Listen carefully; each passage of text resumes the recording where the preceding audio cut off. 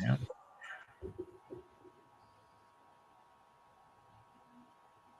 Instagram is a two-step process. We're going live. There we go. So we are live. Welcome to Tuesday's edition of the Final Boss Podcast. I'm your host, Turbo, the CEO, brought to you by iTrinity Entertainment, iTrinity Music Group. Tonight, we got Big Mike back on the show. Let's get him a hand. Tonight's subject, we're going to be discussing. We're going to finish our discussion on securing your networks, but we're going to tap into and begin a conversation on scamming and scammers and getting scammed. Listen, Big Mike's here and the floor is his. Let's get into it. So tonight we're going to talk a little bit more about your home network. We talked about wireless, and we talked about that you have all these devices and they need to be in a separate place than your equipment, which is fine. But if you have wireless security, meaning your alarm system that's wireless, there's a big vulnerability with those. They're very inexpensive and they're easy to set up because you just plug them in, just turn them on and they're done. The problem with those is that it only takes a little bit of money, about $350, to buy a wireless disruptor device. And a bad guy can walk up to your house and shut your alarm system off, and there's nothing you can do about it. They're doing it up in Chicago. There's a Chilean gang that's going house to house in the neighborhoods and shutting off the wireless security systems and then robbing the house. They have no idea what's happening. Users with Ring doorbells who have deliveries come to their house and they want to catch the people that are trying to steal the deliveries, they walk up with the disruptor that kills the Ring camera. They can't tell who stole the deliveries. So it takes no effort at all on the bad guy's part with high technology to disrupt your wireless. So in that reality of that world, the solution is, the protection is, you wire your security system. It's wired. There's a cable. And so that can only be disrupted by actually touching the cable or cutting the power to the house and things of that nature. And there's things you can mitigate with that anyway by putting batteries on your system so that it can run even with the power turned off. So I know these systems are cheap and they're easy and they work, but it's such a huge vulnerability for you to depend on those. It's one thing to have them for convenience. It's a whole other thing to depend on it for security. So keep an eye on those things. Think about that if you're looking at adding security to your house or your business. Don't do wireless. Don't depend on wireless. It's not the way to go. Okay. So that's just to wrap up that quickly. Now what we can do is we can talk about another thing, which is we want to talk about the scammers. So they come in all shapes and sizes. If you personally have not been scammed, you know somebody who has, and you hear the horror stories, and it's terrible. The horror stories of people that have their life savings wiped out. They have thousands and thousands of dollars that they give to someone. They let someone in their computer who they think is tech support, and they end up stealing all their passwords and stealing their identity. And it's just horrendous. And you hear the horror stories and you can see them all the time. And if they happen to you, they've happened to someone you know, because no one is immune to it. And there's certain tactics that these scammers use. And what we call it is, it's a red flag for you to know, hey, this is happening. Oops, I need to stop. So if you're on the internet and you have your web browser up and you're doing just whatever you're doing on the internet, and a big page pops up and goes, warning, warning, you've got viruses. Call this number, we'll fix you, blah, blah, blah. And you've got 1 million viruses or 10,000 viruses on your computer, and it's crazy. And what they do is they start with the first tactic, which is urgency and fear. They give you a sense of urgency going, you better do this now, otherwise your machine is going to be locked up and you're done. So that's urgency.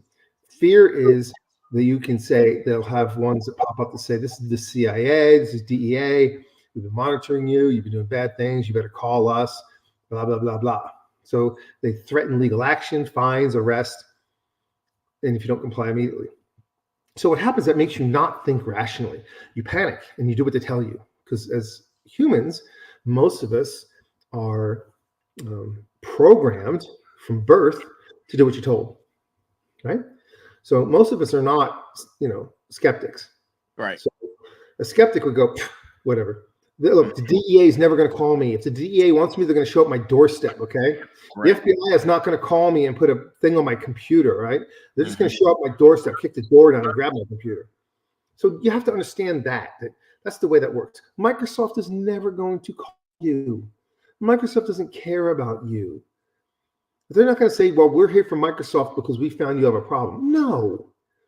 Microsoft doesn't give a crap about you. And they are certainly not going to call you. And so it's a scammer. And then what they do is they, like I just talked about, they act like they're from Microsoft. It's called impersonation. So we trust Microsoft because Microsoft is Windows, and we trust that Microsoft knows what they're doing for security. So you think that it's a trusted person. So they pretend that they're from Microsoft, okay, or any other known company. They pull up something on your computer that has the official logo, just like Microsoft. So it tricks you into thinking, oh, it looks like Microsoft, sounds like Microsoft. They might know some things, so that probably is Microsoft. Right. But it's not. They might come in towards you impersonating friends and family. That's another red flag. Look, nobody is going to say, I'm stranded 10,000 miles away. Send me a MoneyGram card. Right.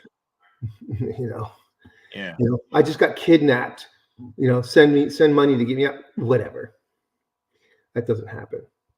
Okay, so that's just ridiculous. And people fall for that garbage. But here's the other thing they fall for: offers that are too be true. You go on Marketplace and you see a couch. You want to buy the couch. Right. And what happens when you go to buy the couch? Oh, it's a beautiful couch. Great price. Well, send me some money as a deposit. And what happens when you send the money as a deposit? They want now the rest of the money before they show up. Absolutely. Yep. And when you say show up and I'll give you the rest of the money, they want the money now. And they try and tell you, well, it's my girlfriend's account because mine got locked, or some other ridiculous. Crazy story, and blah, blah, blah. And I'm doing this for my friend, and whatever. They're just trying to get you to give money. And then once you give them the money, you're done. And depending on what app you use, some of them are tied directly to your bank account and there's no recourse. Correct. And they're going to use those apps, which there's no recourse. Not like it's through PayPal and you can report fraud to PayPal. It'll be through like Cash App or Zelle or something that's directly tied to your bank account. The money's gone, it's gone. It's gone. Yep. So if it's too good to be true, it's not true. And say, show up with it, or I'll show up at your location. And if you show up at somebody's location to buy something, I'm suggesting that you don't go there alone. Exactly. I'm suggesting you go there with, I don't want to say it. I want your pockets to be warm. Right. You see what I'm getting at? Okay. Yes, sir. It's Yes, telling sir. you, I'm telling you, don't go with cold hands. You want to go there with hot hands in case somebody says, oh, you have cash on you. I'm going to rob you and take your cash. No, I have something you can have one at a time, but it's not cash. Right. You know what I'm getting at? Because this is what happens in today's world. Absolutely. Unsuspecting people put themselves in positions where they think that they got a good deal, and they will take all common sense and throw it out the window. They sure will. So it's fake things. I mean, fake marketplace is huge.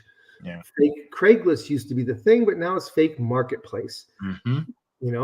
Look at where the person is, message them, communicate. If you're going to do something, make it be in an area such as a grocery store parking lot or something. It's at least less exposed, right? Or like I said, don't go with cold hands. Correct. Be little heat doesn't hurt anybody. Doesn't hurt anybody. One by one. So, I'm just saying, look, I'm talking how to prevent yourself being ripped off. Yeah. Okay. Yep. Pay attention, people. So there's another thing that's a tool that they like to do. They use fake websites. So they send emails that look legitimate, but it's fake, because it says when you look at an email address that you see this thing, reply to it. And when you go to do the reply, go up to the address itself and click it. and it'll tell you. And if it's, let's say it's Microsoft, Right. blah blah Microsoft dot EU dot something else dot something else. It'll be not Microsoft. It says the word Microsoft in piece of it, but Right. not in the whole address. Right. The suffix is different. Yeah. The main address that goes before the .com will be Microsoft, not Microsoft.something.com. Right. So that's fake. Mm-hmm. There's a thing called pretexting. They want to get information from you, pretending they need to know the information about you to confirm your identity or account status. So here we go, right? They're trying to fake you out to give up your information. They want passwords, social security numbers, whatever. They just want something. Tech support scans. We talked about that. The false alarms that show up on your screen. It goes, wow, you have viruses. It's fake. So what do you do when you get one of those? It's easy. If you're on a laptop, there's a thing called a power button. And you hold the power button down till the machine shuts off. And it goes boop, and the machine shut off. Then you restart your computer. You log back in. But you do not, when you open the browser, it says, hey, you had some web pages that were open before. Would you like to reopen them? No, do not. And then go to clear your temporary history and your cache. Empty the cache. Mm-hmm. And don't go back to that place you were at before. Correct. Because they're trying to get you. Yes. And they, in the warning, they tell you, don't shut your computer off. It will destroy everything. Mm-hmm. Right. So they can get the footprint in and get you to call the number. Right. So they're getting you afraid. Always going to have a support phone number. They're always going to try and get money from you. They're going to try and get in your computer. I'm going to help you. I'm going to help clean this up. The moment they're in your computer, the moment they touch it, they're stealing your passwords. They're stealing everything off the computer. Yep. Mm-hmm. There's everything they get their hands on are stealing it. Behind the scenes, you'll never see it happen.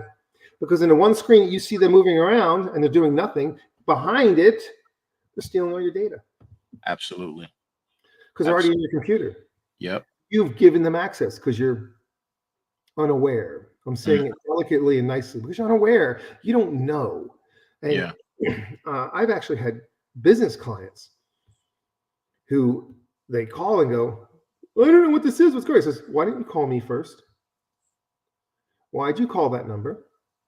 They're already in your computer. Now I got to reload your computer because now they compromised you. Right. Because sometimes at that point, you don't play around, you just reload the computer from scratch. This is why backups are important and critical. Mm-hmm. Don't trust your backups in the cloud. Go to Costco, go somewhere else and buy an external hard drive and then back up all your data onto the hard drive. If something goes wrong, you have a copy in your possession. Don't trust that it's in the cloud because you're only going to get back a portion of your stuff. Right. So there's another scam that goes on. It's called the romance scam. Mm-hmm. Fake profiles, nice, pretty pictures of someone. It's really romantically interested in you, and they just eventually, there's a fabricated emergency, and eventually they want money, and eventually they want access to you, and they want your time. And they're wonderful and they're great, but eventually something happens and they want money. That's the whole bottom line. They're just trying to get money from you. Yep. Fake job market, fake job thing. Look, you're looking for a little side gig and you say, hey, you can work for Amazon for so many dollars an hour from home.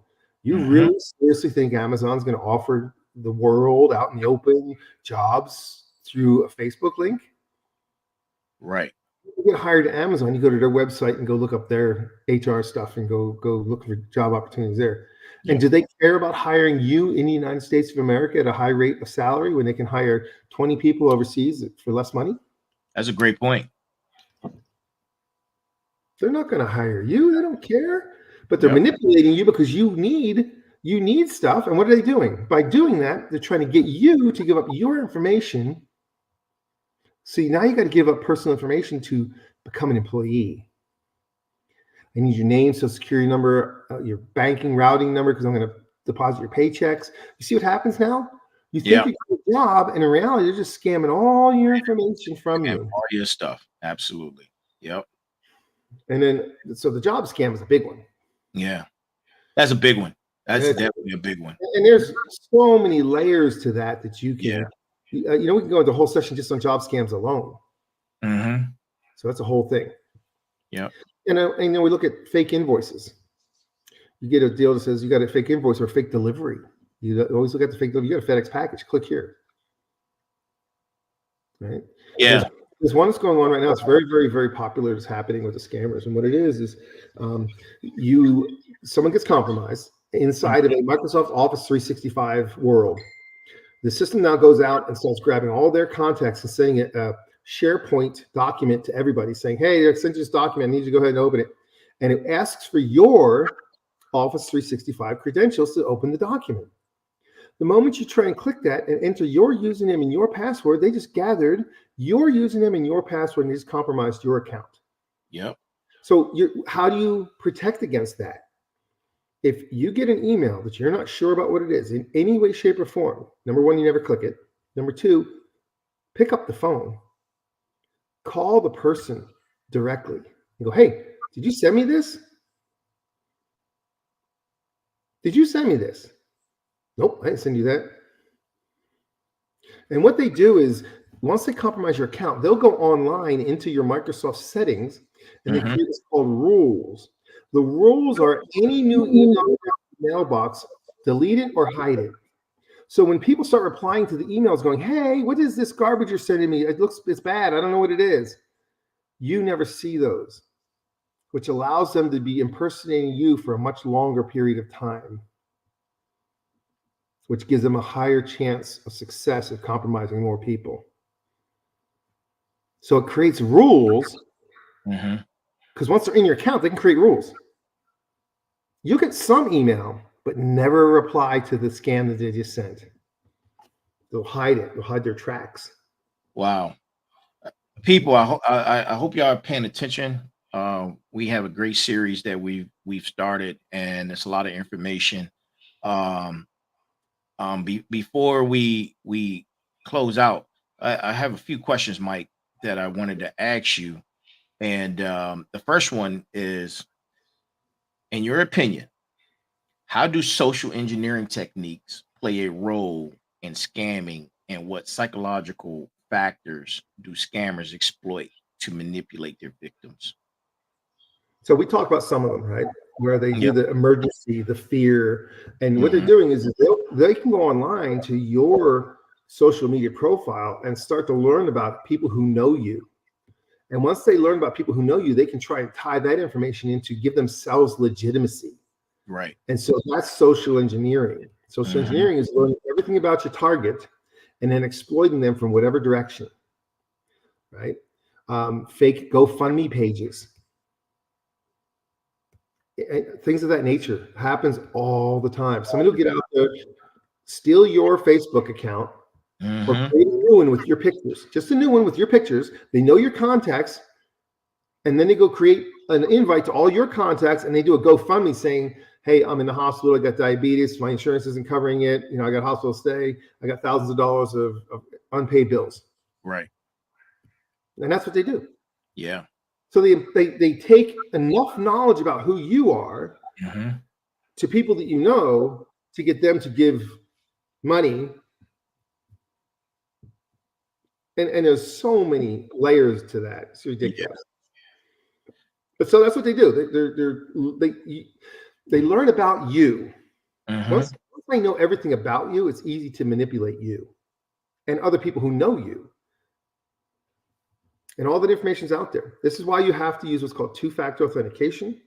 You have to have a second device that anytime your account is signed in, it uses that device which you have in your hands to sign in. You sign every other device out, changing your passwords occasionally, and you manage that through, like I told you before, a program called Bitwarden. It's free. So you take care of managing your passwords so that you now can have super complex passwords that aren't easy to break. You kick everybody out of anything that you have and create passwords. With the phone, it says two-factor authentication. You have to put in the code, right? Yeah. One thing I want to talk about really quick, it was a question that came up.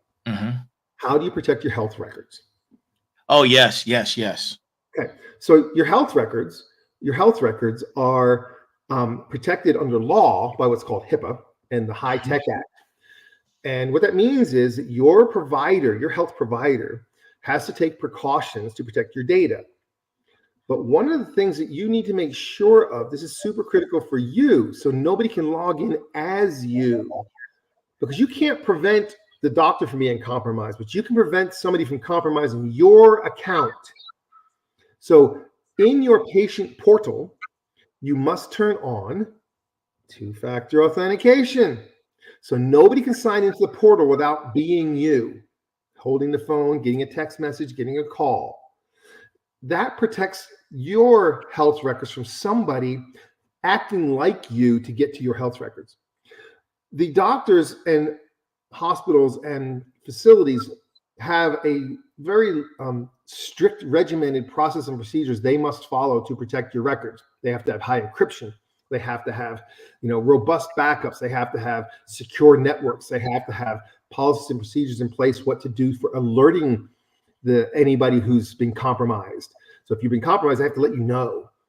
So all these things are in place already at the provider side. So it's nothing you can do about that.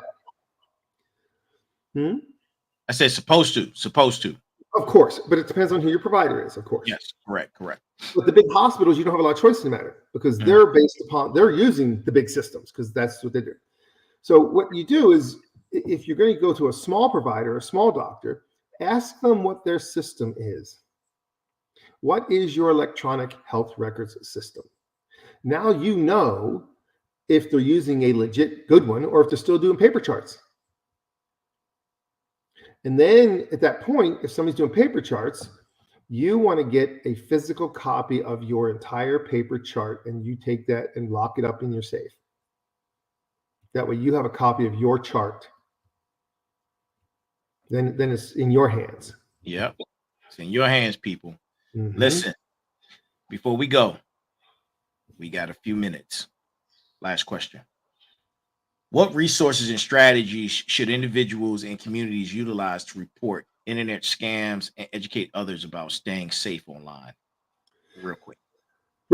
So reporting is typical. The FBI likes to hear about the new scams that are coming out. Your bank wants to know. If you get a text message that acts like it's from your bank, don't call the number on the text. Go to the bank themselves and say, hey, I got this thing. Banks want to know when these things are happening. Your bank wants to know. So this is who you report to. The one who is being compromised. You have somebody that's trying to get into your bank stuff through text messages to let you sign in through this other link. Call your bank. Hey, I just got one of these.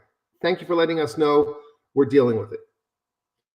You need to let them know when it happens. That's who you report to first. When it comes to educating other people about staying safe, communication is word of mouth. Talk to other folks and say, hey, look, find a resource which is easy to understand, that you can tap into, that you can learn from. And then when you learn from it, make notes and follow the recommendations. And then other people should be doing the same. And then how you educate yourself is you learn from those resources and then talk to your friends that are doing the same and compare your notes. That way you're educating each other and you're bringing all of your consciousness up. Got it. Well, thank you, Mike. Thanks everyone for tuning in. It's the Final Boss Podcast. Next show, you do not want to miss. You do not want to miss the next show. We're going to be talking about securing your kids. Very, very critical about the next show. Securing your kids. That's the next episode. Episode 18. I'm Turbo, the CEO. That's Big Mike. We're coming back. See you on Sunday of the Final Boss Podcast, and we're going to get back into it. Talk to you then. Have a great night and have a great week. Have a great week.